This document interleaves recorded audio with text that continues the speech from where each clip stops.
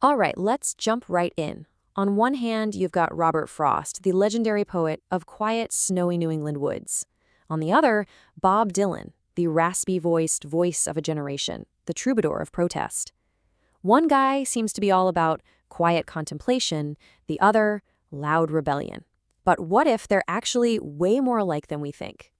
I mean, on the surface, it's a total study in contrasts, right? Frost gives us these serene, reflective moments in the woods.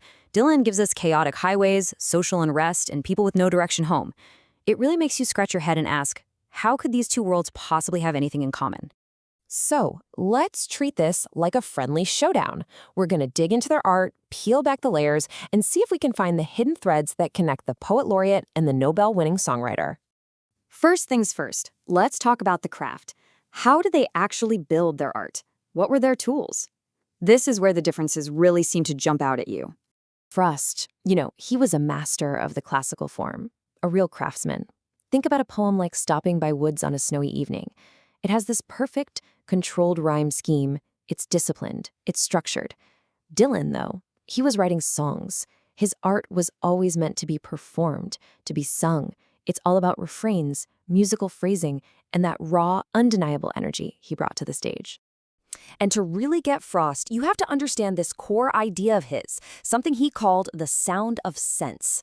Basically, he believed poetry shouldn't sound like, well, poetry. It should sound like people actually talking, with all the natural rhythms, the pauses, the way our tone of voice carries meaning. Just listen to this. Say it out loud. It doesn't feel like some stuffy, formal poem, does it? No way. It sounds like a real person thinking out loud, reflecting on a big decision. That little sigh, that simple language, that's the sound of sense right there.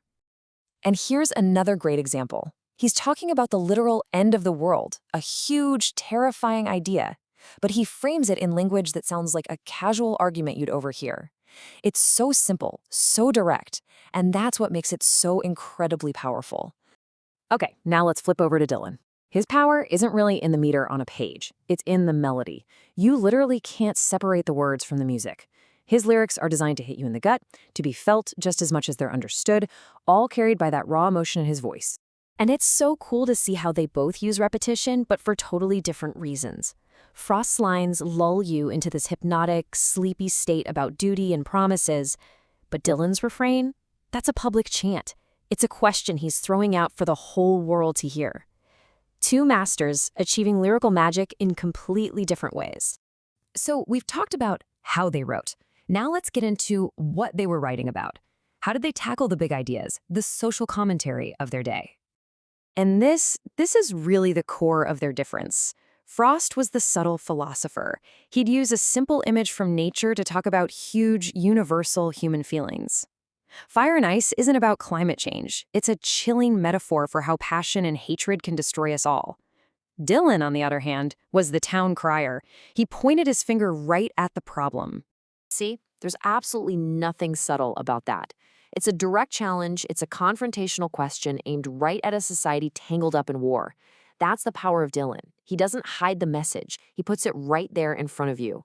And his work had this massive real-world impact. Blowin' in the Wind wasn't just a hit song. It was the soundtrack for a movement. It gave a voice to the civil rights struggle, to the anti-war movement. People were literally singing it in the streets at rallies and protests. Their symbols tell the same story.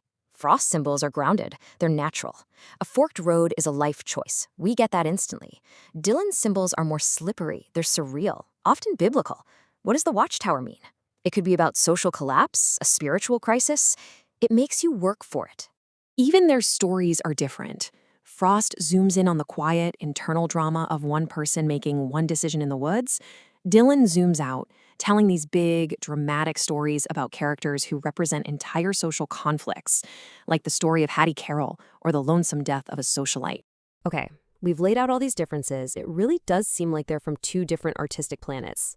But, and this is where it gets really fascinating, let's see where their very different paths actually start to converge. When you step back and look at the big picture, you see something incredible. Yeah, their focus was different. Frost was looking inward at personal choice. Dylan was looking outward at social struggle. But the weight, the sheer importance they placed on their themes, it was exactly the same. Both were wrestling with the biggest questions of what it means to be human. And when you put their themes side by side, you can't miss the shared ground. Choice, duty, freedom, identity, conflict, they're both exploring the human condition. Frost just comes at it from the inside out, through one person's soul, while Dylan comes at it from the outside in, through the struggles of an entire generation. So, what's the final verdict here? Well, it's not about who's better.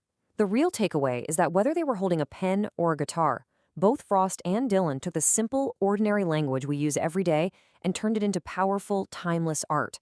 They are two pillars of modern culture because they found their own unique paths to tell the same essential truths about us. Maybe the best way to sum up their shared spirit comes from another poet entirely, Rabindranath Tagore. This vision of a world where the mind is without fear and the head is held high, that really speaks to both of them.